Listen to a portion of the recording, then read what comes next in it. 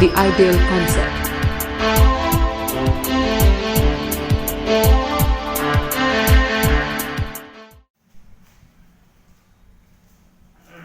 Good morning. जैसा कि हमने कल संसाधन के बारे में वन एवं वन्य प्राणी संसाधन का वर्गीकरण किया था, इससे पहले वाले वीडियो में तो जो किसके आधार पर किया गया था, तो वो घनत्व के आधार पर किया गया। तो घनत्व के आधार पर हमें कुल जो भी कुल वन भारत में पाए जाते हैं उनको अत्यंत सघन वन इस तरह से हम लोगों ने वर्गीकृत किया। मैंग्रोव वन हो तो हमने वनों के घनत्व के आधार पर वनों का वर्गीकरण किया। आज वनों का एक और प्रकार से वर्गीकरण करेंगे। तो आज किस आधार पर वर्गीकरण करेंगे? आज प्रशासकीय दृष्टि से वनों का वर्गीकरण, प्रशासकीय दृष्टि से वनों का वर्गीकरण, प्रशासकीय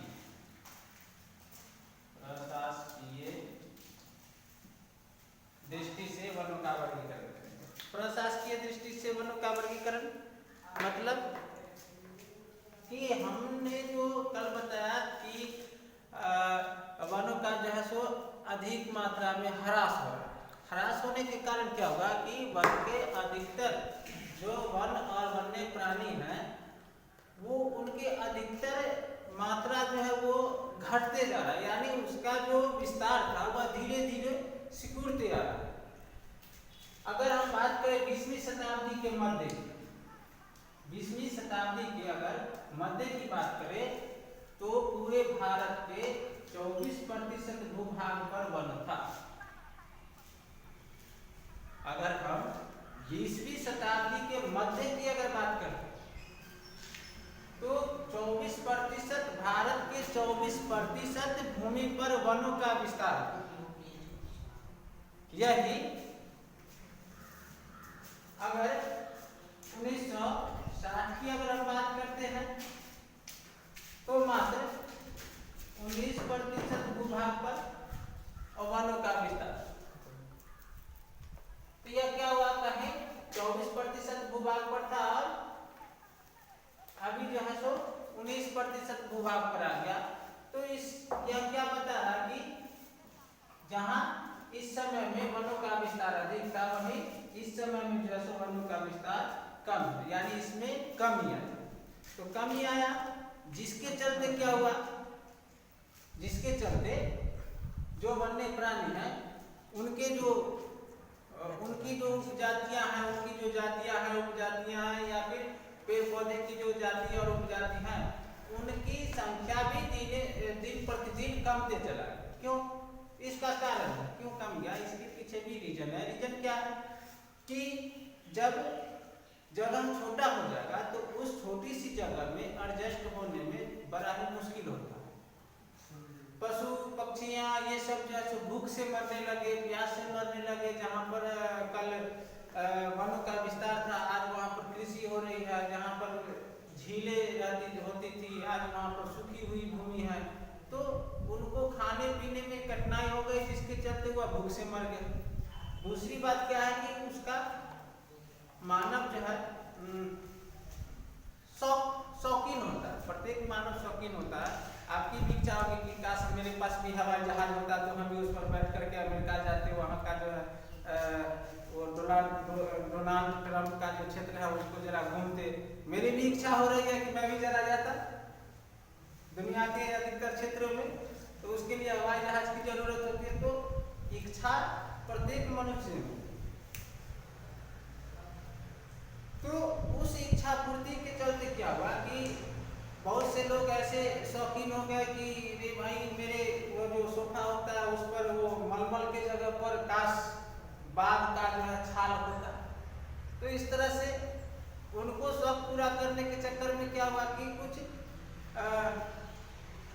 वन्य पशुओं का शिकार करना लोग शुरू किया और मार्केट में बेचना शुरू किया। ऐसे वह गैर कानूनी है, कानून उसका अधिकार नहीं दिया है, किसी भी जीव को मारने का अधिकार नहीं देती है, लेकिन हम गैर कानूनी तरीके से यानी चोरी छिपे जो है उसका शिकार करते हैं और वैसे लोगों को बेचते हैं। एक तरफ तो हम कह रहे हैं कि वन और वन्य प्राणी हमारे लिए अत्यंत महत्वपूर्ण है, इसे बचाना चाहिए, और दूसरी तरफ हमारा जो शौक है, शौक जो हम पाले हुए हैं उसके चलते क्या होता है कि उनको कहीं ना कहीं हम नुकसान भी पहुंचाते हैं। तो इन सब चीजों को मद्देनजर रखते हुए वैसे सभी जीव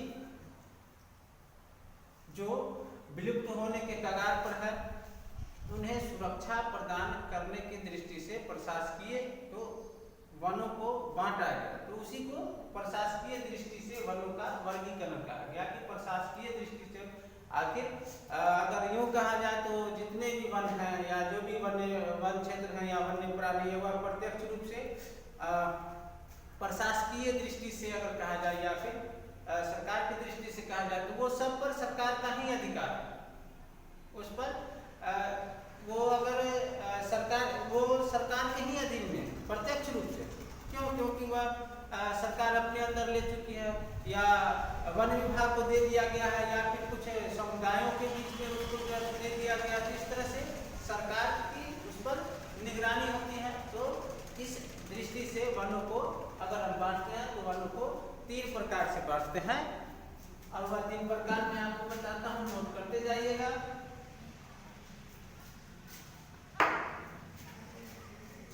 सबसे पहला आता है आरक्षित।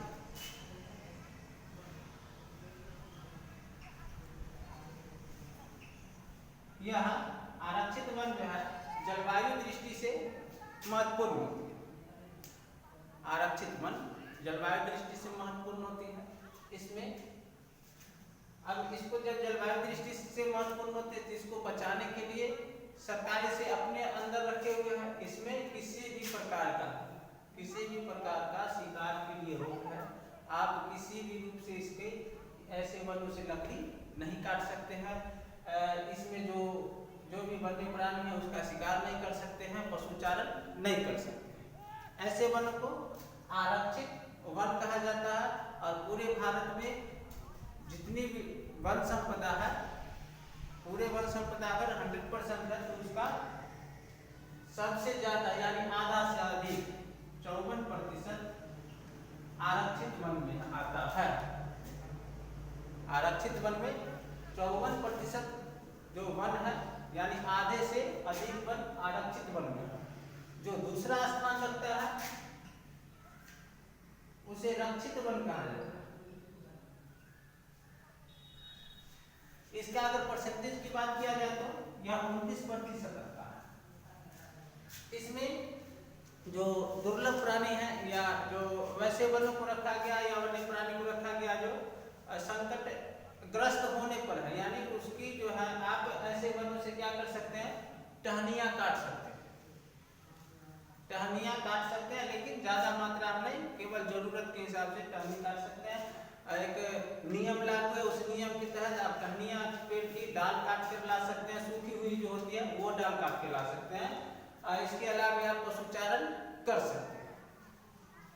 तो ऐसे वन को रक्षित वन में रखा गया। और इनमें 29% जो वनों का जो कुल वन का क्षेत्र है उसका 29% यानी दूसरा स्थान लगता है रक्षित वन।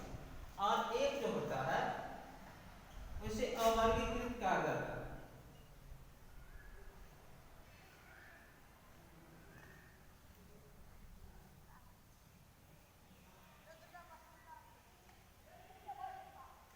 अवर्गीकृत यानी इसका कोई वर्ग नहीं।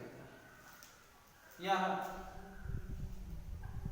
जो क्षेत्र होता है इसमें आप पशुचारण कर सकते हैं, लकड़ियाँ काट सकते हैं, यानी प्रत्येक तरह के कार्य इसमें अवर्गीकृत में कर सकते हैं।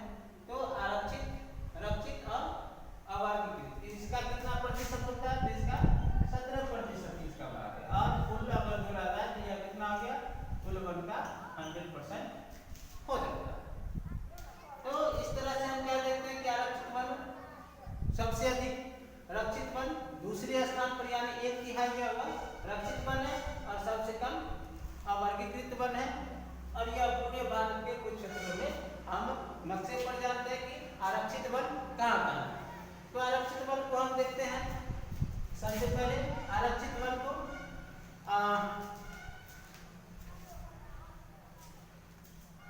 रिजर्व फॉरेस्ट कहा जाता है। तो यह जो जम्मू कश्मीर का जो हिस्सा है आरक्ष रिजर्व फॉरेस्ट, जम्मू कश्मीर का हिस्सा, उत्तराखंड का हिस्सा, कहाँ कहाँ है आरक्षित वन? तो जम्मू कश्मीर है और उत्तराखंड, मध्य प्रदेश, चलिए आरएस, महाराष्ट्र, मध्य प्रदेश। इसके अलावा पश्चिम बंगाल, आंध्र प्रदेश, तमिलनाडु, केरल। कितने राज्य हो गए? जम्मू कश्मीर, उत्तराखंड, पश्चिम बंगाल, आंध्र प्रदेश, तमिलनाडु, केरल, महाराष्ट्र और मध्य प्रदेश। अब सबसे अधिक आरक्षित वनों का विस्तार किस राज्य में? क्वेश्चन आता है सबसे अधिक आरक्षित वनों का विस्तार किस राज्य में है? तो मध्य प्रदेश, यह एमपी का क्षेत्र है। सबसे अधिक यानी 75% यहाँ पाया जाता है। इसमें 75% जो है आरक्षित वन पाए जाते हैं। आरक्षित वन भी यहाँ उतना ही आता है। आरक्षित और आरक्षित दोनों की अगर चर्चा करें तो सबसे नंबर 1 स्थान पर आता है, यानी प्रथम स्थान पर आता है वह है एमपी यानी मध्य प्रदेश। रक्षित वन की अगर हम चर्चा करते हैं, रक्षित वन की अगर हम चर्चा करेंगे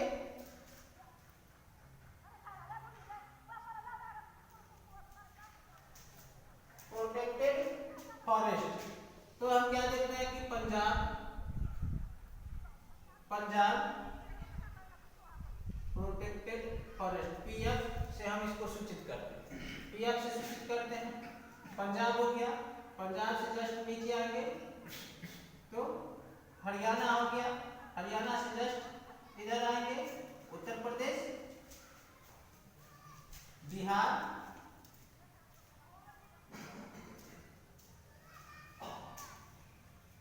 पंजाब, हरियाणा, उत्तर प्रदेश, बिहार, झारखंड, राजस्थान और रक्षित वन क्षेत्र में आते हैं। ये सब रक्षित वन क्षेत्र में आते हैं।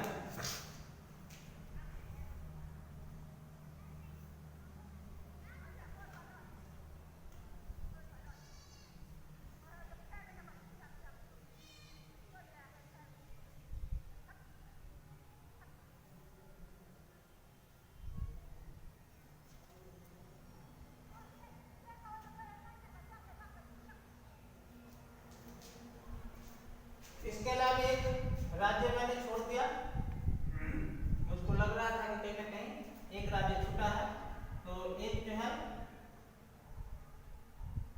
रक्षित वन में उड़ीसा। अब हम पूरी भारत की चर्चा करते हैं। रिजर्व फॉरेस्ट जम्मू कश्मीर, उत्तराखंड,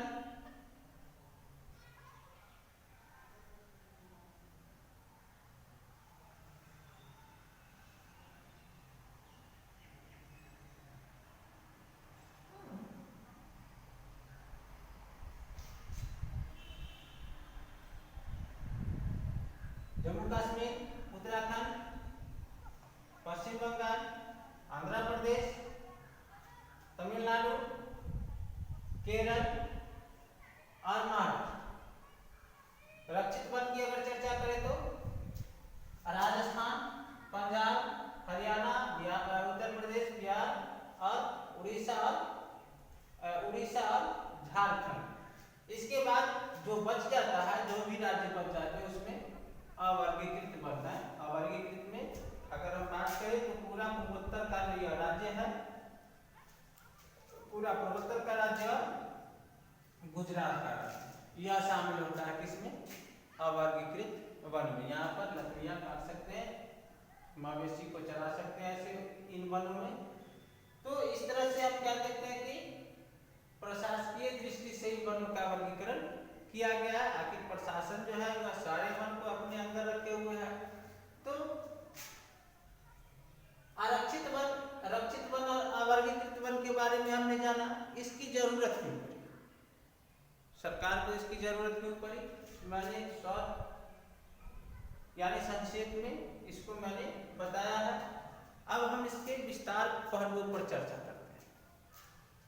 क्या हुआ कि जैसा कि हम सभी जानते हैं कि हमारे यहाँ 200 वर्षों तक उपनिवेशकों ने शासन किया था। उपनिवेशकों का मतलब कि अंग्रेज जो है वह हमारे यहाँ सबसे अधिक शासन यानी 200 वर्षों तक शासन किया। जब 200 वर्षों तक शासन किया तो मैं बार बार इस बात को कह चुका हूँ कि उसने क्या किया कि हमारे यहाँ की जो प्रकृति संपदा है उसका दोहन करना शुरू किया। तो दोहन करना शुरू किया। अब प्रकृति संपदा का दोहन कर रहा है तो क्यों कर रहा है, क्योंकि उससे आर्थिक लाभ मिलते हैं। उसकी जो अर्थव्यवस्था थी, जो हमारे यहाँ की संपदा को बेच करके और वो अपने देश का जो आर्थिक दशा है उसको सुधार रहा है। जो भी वो उनके यहाँ जो आय का जो स्रोत है वो बढ़ते जा रहा है। तो उस संपत्ति को एक स्थान से दूसरे स्थान तक यानी गंतव्य स्थान तक लाने और ले जाने के लिए उन्हें एक मार्ग की जरूरत। हम भी कहीं जाते हैं तो हमें भी एक स्थान से दूसरे स्थान तक जाने के लिए किसकी जरूरत होती है, तो एक मार्ग की जरूरत होती है। तो मार्ग भी कई प्रकार के होते हैं, हम उस पर भी आने वाले समय में हम उस पर भी चर्चा करेंगे। मार्ग भी कई प्रकार के होते हैं। उन्होंने क्या कौन से मार्ग को अपनाया था, उन्होंने रेल मार्ग का विस्तार किया। पता है भारत में रेलवे कब आया था, 1953 में आया था। 1953 में आया था, जो ठाणे से मुंबई तक चली थी। तो एक तो हो गया कि हम गंतव्य स्थान तक सामान को लाने और ले जाने के लिए। दूसरी बात क्या है कि प्रशासकीय दृष्टि से भी इसका विस्तार होना था, क्योंकि मुझे भी तो कहेंगे सामान को लाने और ले जाने के लिए जब मार्ग बना तो उस मार्ग से मैं भी तो जा आ सकता हूँ। तो प्रशासकीय दृष्टि से हो या आर्थिक दृष्टि से हो, दोनों दृष्टि से जो है क्या हुआ कि गंतव्य स्थान तक जाने के लिए रेलवे लाइन बिछाई गई थी। और उस रेलवे लाइन बिछाने में सबसे अधिक वनों का नुकसान हुआ, यानी उपनिवेश काल से ही वनों का विनाश होना शुरू हुआ। कहाँ, तो भारत में। जब वनों का विनाश होना शुरू हुआ तो हमारे यहाँ की जो ग्लोबल वार्मिंग थी या पृथ्वी या यहाँ की जो तापमान था वह अचानक बढ़ने लगा, जिससे कई प्रकार की बीमारी भी उत्पन्न हुई। जैसे आपने सुना होगा कि उद्योग धंधे किया उससे भी तो वो प्लेग बीमारी आ गया था, हैजा, कलरा, बहुत तरह की महामारी आ गई थी। जैसे अभी कोविड-19 अभी आई हुई है, जो वैश्विक महामारी का रूप धारण किए हुए। तो इस तरह से उस समय में भी बहुत सारे तरह की बीमारियां आते थे। तो यह कैसे आ गया, क्योंकि प्रदूषण जो है दिन प्रतिदिन बढ़ने लगा। कारण क्या था कि एक तरफ तो औद्योगिक विकास हो रहा है, जाने आने के लिए रास्ते बन रहे हैं, और इन सब चीजों को जो पूरा करने के लिए क्या हो रहा था, तो वनों का विनाश हो रहा था। अब वनों का विनाश जब हो रहा है तो केवल उसमें वनों का ही नुकसान नहीं हो रहा है। जो वन्य प्राणी है वह भी किसी न किसी रूप से हमारी सहायता करते हैं, इस पर्यावरण का एक वह भी अंग है। तो वनों के विनाश होने के साथ साथ उनका भी विनाश हो रहा है। तो उनका जब हम प्रकृति से छेड़छाड़ करेंगे तो प्रकृति हमको छोड़ेगा। कोई आकर के अगर हमको मारेगा तो हम भी सोचेंगे अरे हमरा मार, हम उतन मार दिए। तो इस तरह से क्या होगा कि एक दूसरे के सहयोग के ऊपर जो चल रहे हैं वह सहयोग का संतुलन बिगड़ जाता है। तो संतुलन बिगड़ने के कारण क्या हुआ कि जो प्रकृति का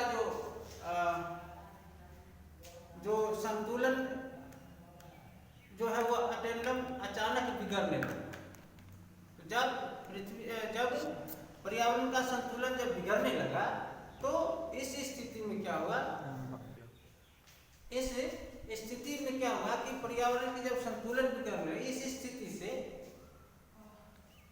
हमारे यहाँ समस्याएं ही उत्पन्न हो, बहुत सारी समस्याएं उत्पन्न होने लगी। उस समस्या को दूर करने के लिए जब बुद्धिजीवियों का, जब वैज्ञानिकों का जब बैठक हुआ तो उस बैठक में यह निर्णय लिया गया कि जो वनों का जो विनाश है वह कहीं ना कहीं अधिक हो रहा है, जिसके चलते बहुत सारे जीव जंतु मारे जा रहे हैं, तो हमें इस पर रोक लगाना होगा।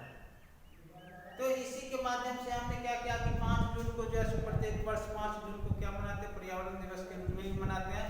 तो चूंकि वह 5 जून को ही, जून में ही 3 जून से लेकर के और 7 जून के अंदर में यह बैठक चली थी, बहुत सारे देश उसमें शामिल हुए थे। तो यह जो है सरकार सभी जगह की जो प्रशासकीय जो व्यवस्था थी, प्रशासन सभी वनों को अपने अंदर ले लिया। दूसरी बात क्या है कि लोग एक तरफा यानी एक ही तरह की जो है एकल वृक्षारोपण पद्धति को अपनाते। एकल वृक्षारोपण पद्धति मतलब कि जैसे अगर हम हिमाचल प्रदेश की बात करें तो वहाँ पर चीड़ के पौधे अधिक लगाए, तो जो वहाँ के जो प्राकृतिक वनस्पति थे, जो प्रकृति ने उगाया था, ऐसे तो प्रत्येक पेड़ प्राकृतिक प्रदत्त ही है, लेकिन हम क्या किए कि किसी पेड़ के जगह पर जैसे हमने सागवान का ही केवल पेड़ लगा दिया, तो अब पहले वहाँ पर बहुतों किस्म के पेड़ थे, अब केवल किसके पेड़ हो जाते तो केवल सागवान का ही पेड़ हो। जैसे अभी हमारे बिहार में क्या हो रहा है कि जो पेड़ लगा है उसमें अर्जुन का पेड़ अधिक लगाया जा रहा है, कदम का पेड़ अधिक लगाया जा रहा है। तो इस तरह से क्या किया, एकल वृक्षारोपण, इसमें एक ही प्रकार के वन आपको मिलेंगे, लेकिन जो प्रकृति जो प्रदान किया था उसमें बहुत सारे प्रकार के वन प्रदान किए थे। तो वहाँ जो हिमाचल प्रदेश की अगर हम बात करें तो वहाँ पर जब चीड़ का या अल्पाइन का जब पेड़ लगाया गया तो वहाँ पर एक वनस्पति है जिसका नाम है यव, जो कैंसर के रोकथाम, कैंसर की दवा उसे बनाई जाती है, जिसके कारण मार्केट में उसकी मांग अधिक है। तो वो उस वनस्पति का ह्रास होते जा रहा है और एक तरफ चीड़ और अल्पाइन के पौधे जो है इसका विकास होते जा रहा है। तो उससे भी क्या हुआ, उससे भी वनों का विनाश ही हो रहा। तो इन सब चीजों को रोकने के लिए ही सरकार ने एक वन अधिनियम पारित किया था। कब किया था, 1952 में पारित किया था। तो केवल इसमें वन्य प्राणी को ही सम्मिलित किया गया। मैंने क्या कहा, केवल वन्य प्राणी को ही इसमें सम्मिलित किया गया, लेकिन साल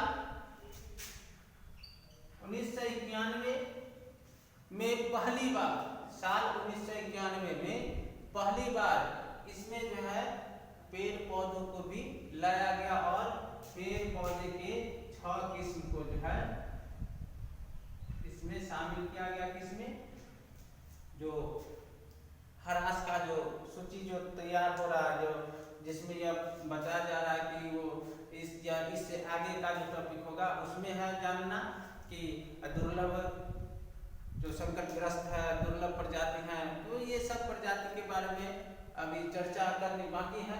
तो 1991 में पौधे के भी 6 किस्म को इसमें रखा गया। यानी वन, जैसे ही वन बचेगा तो वन में जो भी रहने वाले जीव, जो भी जीव वन में रहने वाले वो ऑटोमेटिक है कि उनको रहने का आवास मिल जाएगा। क्योंकि हमारे पास घर है तो हम उसमें रह ही लेंगे, लेकिन घर ही नहीं रहे तो कहाँ रहेंगे, तब तो मरना तय है। तो जो जंगली जीव जंतु है उनको, उनका जो निवास स्थान है वह जंगल होता है, और जंगल का विस्तार घटने से उनकी जो जीवन है वह अति संकट में आ चुका है। बहुत सारे जो जीव हैं वो तो विलुप्त भी हो चुके हैं। जैसे एशियाई चीता, जानते हैं एशियाई चीता 112 किलोमीटर प्रति घंटे की रफ्तार से दौड़ती थी, लेकिन 1952 में ही इसे भारत से विलुप्त कर दिया गया। यानी भारत में या एशियाई चीता कहने का मतलब यह है कि एशिया का जो भी एशिया महादेश का क्षेत्र है उसके अधिकतर भागों में यह पाया जाता था, लेकिन भारत में 1952 में ही समाप्त हो चुके थे, यानी 1952 के बाद चीता को कहीं नहीं देखा गया, एशियाई चीता को कहीं नहीं देखा गया। अब तो एशिया में, पूरे एशिया में ही नहीं है, यानी यह जो एशियाई जो चीता था यह तो पूर्ण रूप से विलुप्त हो चुका है। बहुत तरह के जीव जंतु है जो विलुप्त हो चुके हैं, बहुत तरह के जीव जंतु ऐसे हैं जो विलुप्त होने के कगार पर है। बहुत तरह के जीव जंतु जो है उनकी संख्या दिन प्रतिदिन घटते जा रही है। तो हमें ऐसे जीवों की सुरक्षा प्रदान करने के लिए किसकी जरूरत पड़ी? आरक्षित वन, रक्षित वन और अवर्गीकृत वन की जरूरत पड़ी। अब आपको अगले वीडियो में बताया जाएगा कि कौन से जीव दुर्लभ प्रजाति में है, कौन से जीव संकटग्रस्त में है, कौन से जीव विलुप्त हो चुके हैं, कितने भारतीय मूल के पौधे हैं, इन सब चीजों की चर्चा करेंगे। धन्यवाद।